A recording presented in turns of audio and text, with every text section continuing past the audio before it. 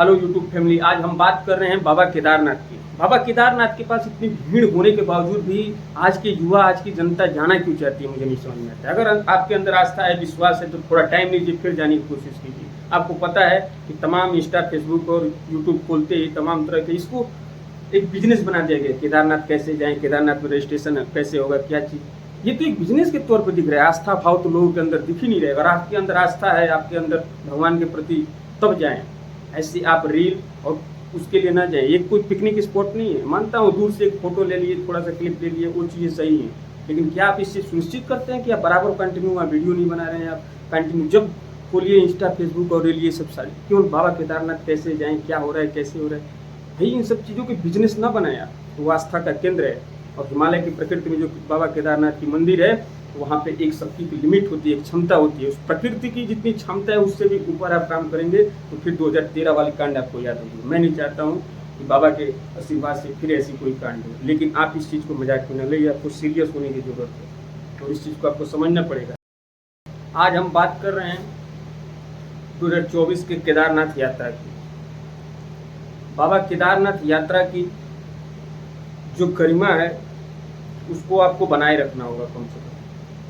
देखिए, इस साल का मैं आंकड़ा बता दूं आपको, 2023 के तुलना में 2024 में कम से कम 44% यात्रियों का जो भीड़ है वो ज़्यादा हो गया है। 2023 में फिर भी अभी ठीक था, लेकिन वहाँ भी बारिश और ख़राब मौसम के कारण जो है कि कुछ तकलीफें पिछली साल भी हुई थी। और इस बार भी जिस तरह की भीड़ें हो रही है, जिस तरह के वहाँ लोग जा रहे हैं, वहाँ पे इतनी भीड़ है कि प्रशासन को और उस प्रकृति को संभाल पाना बहुत ही मुश्किल हो रहा है। कम से कम हिमालय पर्वत में जो केदारनाथ बाबा जी का जो मंदिर है, वहाँ पे आप डायरेक्ट ना जाकर पहले यमुनोत्री और गंगोत्री होकर फिर बाबा केदारनाथ, फिर बद्रीनाथ हम जाते थे। तो हमें ये चीज़ नहीं समझ में आ रहा है कि आज के युवा जो हैं वो डायरेक्ट केदारनाथ क्यों जा रहे हैं। और केदारनाथ जा रहे हैं तो क्या आप इसका वादा कर रहे हैं कि आप वहाँ जाकर क्या वीडियो नहीं बनाएंगे, वहाँ आप जाकर क्या प्लास्टिक नहीं फेंकेंगे? केदारनाथ बाबा, वहाँ की जो प्रकृति है उसकी क्षमता जितनी है कम से कम उतनी तो जाइए। और जाने से पहले कम से कम ये सुनिश्चित कर लें कि आप वहाँ क्यों जा रहे हैं। आपके अंदर आस्था हो, विश्वास हो, तभी आप जाएं। ऐसे केवल आप घूमने, रील बनाने और वीडियो बनाने के माध्यम से ना जाएं। ठीक है, फोटो खींचना ठीक है, फोटो खींचिए, दूर से एक फोटो 2-3 क्लिप ले लिए, वो बहुत है। लेकिन आप केवल वहाँ पे इसलिए जा रहे हैं कि चलो हमारे चैनल का प्रमोशन भी हो जाएगा, वीडियो भी बन जाएंगे। क्योंकि मैं वहाँ देख रहा हूँ उस भीड़ में सबसे ज़्यादा तो यूट्यूबर्स, इंस्टाग्राम, रील, ये सब चीज़ें वो यही सब बन रही हैं। भाई इन सब चीज़ों से भी दुनिया अलग है। वहाँ की जो प्रकृति है उसको बनाए रखना होगा हमें। आपने क्या भूल गया 2013 में क्या हुआ था बाबा केदारनाथ में? 2013 में कितने लोगों की जिंदा लाश वहाँ निकली, कितने लोग अभी तक मिले नहीं, गायब हो गए उस आपदा में। ऐसी बादल फटी, ऐसी भयानक। तो प्रकृति जो है उसको इतनी अच्छी, वहाँ की प्रकृति उसको बचाए रखती है। हमें तो नहीं लगता कि केदारनाथ बाबा के पास कोई भी रोड या किसी भी इतनी बड़ी सुविधा की ज़रूरत है वहाँ। क्योंकि जो आस्था और जो विश्वास लेके हम जाते हैं वो पत्थर और टेढ़े मेढ़े रास्ते ही सबसे बेहतर लगते हैं। क्योंकि अभी भीड़ अगर इतनी है तो जिस दिन सरकार उस पर अच्छे से ध्यान दे देगी, रोड रास्ते सब बन जाएंगे, तब तो और भीड़ होगी। वहाँ पर प्रकृति का मजाक उड़ाया जाएगा। कम से कम उसकी गरिमा को आप बनाए रखिए। वहाँ पे VIP लाइन भी है और इधर भीड़ में हमारे पीछे आप देख पा रहे हैं कितनी ज़्यादा भीड़ है। इस चीज़ को कंट्रोल कैसे किया जाएगा? विगत अभी 2-3 दिनों में मैं बता रहा हूँ आपको, कम से कम 50% का भीड़ हुआ है। जितना पहले अभी 10 दिन से हो रहा था उसके डबल हो जा रहा है। कम से कम 10-10 घंटे, 15-15 घंटे लोग लाइनों में लग रहे हैं, इतनी भीड़ हो गई है। इससे बिल्कुल निजात नहीं हो पा रही है। प्रशासन परेशान है और सरकार इसको बहुत बड़ी उपलब्धि मान रही है, अचीवमेंट मान रही है, लेकिन ये चीज़ सही नहीं है। वहाँ पे जितना कम से कम हो आप जाएं। और मेरा तो यही कहना है कि आप घूम के जाएं, यमुनोत्री, गंगोत्री, ये सब होते हुए फिर आप केदारनाथ बाबा के दर्शन करने जाए। इससे क्या होगा, थोड़ा भीड़ भी बढ़ जाएगी और आपको नियमतः सारे दर्शन भी हो जाएंगे। और आज की डेट में इतनी भीड़ है कि आप देखिए गर्भगृह के पास लोग जा रहे हैं, वहाँ पे केवल माथा टेक रहे हैं, वहाँ पे दर्शन कर रहे हैं और उनको वहाँ पे परिक्रमा भी नहीं परिक्रमा भी नहीं करने दिया जा रहा है। क्यों? क्योंकि इतनी भीड़ है कि उस भीड़ को संभाल पाना बहुत ही मुश्किल हो रहा है। और मैं तो कहूँगा आप अगर जा भी रहे हैं तो बिना रजिस्ट्रेशन का मत जाइए।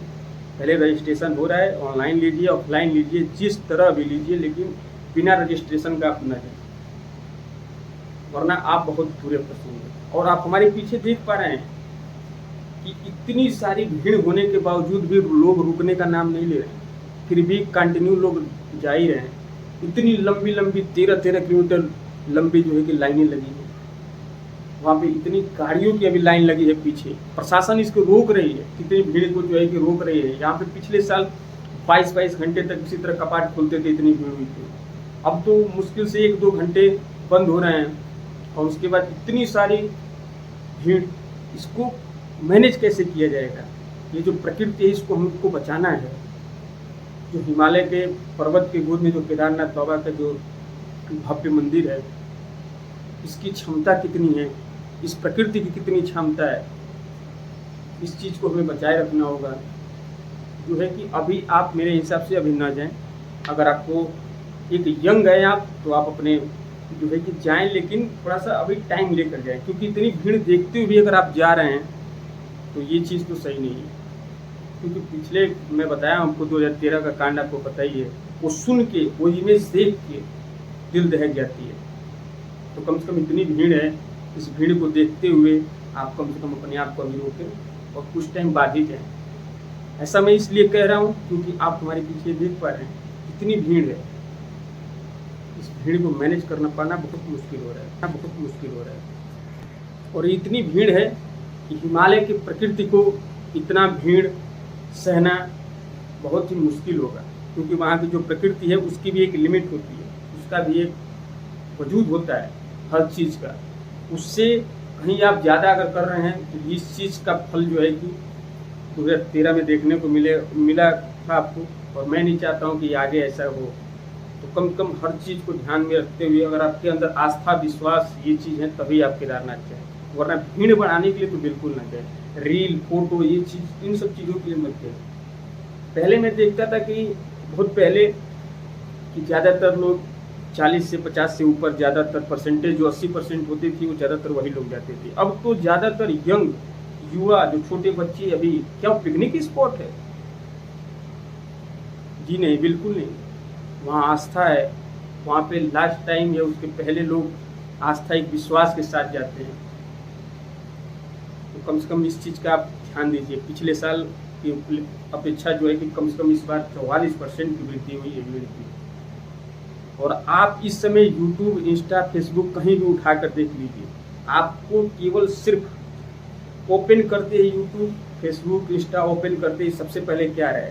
केदारनाथ कैसे जाएं, केदारनाथ में कितनी भीड़ है, केदारनाथ में लोग कैसे जा रहे हैं, केदारनाथ में रजिस्ट्रेशन कैसे होगा, केदारनाथ बाबा के दर्शन कैसे होंगे, गर्भगृह में कैसे घूमेंगे, इतनी भीड़ को कैसे, मतलब समझिए कि इसकी बिजनेस हो गया है।